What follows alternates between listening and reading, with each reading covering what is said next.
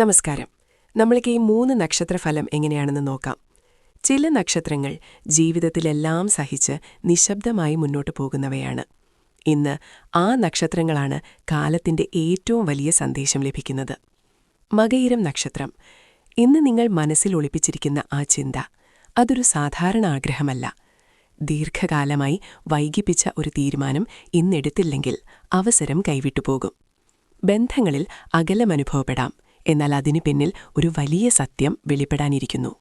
സൂക്ഷിക്കുക, ഇന്ന് വിശ്വാസം തെറ്റിയാൽ വീണ്ടും തിരികെ കിട്ടാൻ വർഷങ്ങളെടുക്കും. തിരുവാതിര നക്ഷത്രം. നിങ്ങൾ കരുതുന്നതിലും ശക്തരാണ് നിങ്ങൾ.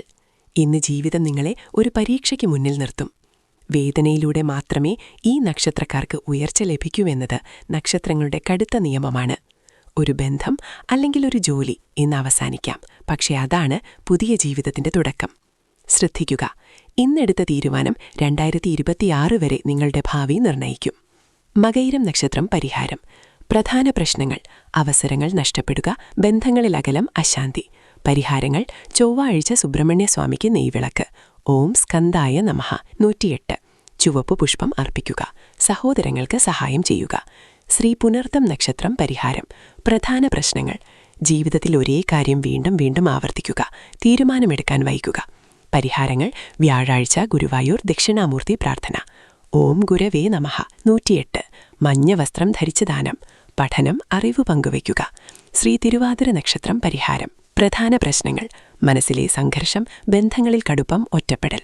പരിഹാരങ്ങൾ: തിങ്കളാഴ്ച ശിവക്ഷേത്ര ദർശനം, ഓം നമഃശിവായ 108, കച്ചവട പഞ്ചാമൃതം അഭിഷേകം, അഹങ്കാരമൊഴിതാക്കി സേവനം. ശക്തമായ പൊതുപരിഹാരം 3 നക്ഷത്രങ്ങൾക്കും. പ്രതി തിങ്കളാഴ്ച ഒരു ചെറിയ ദീപം ശിവന്.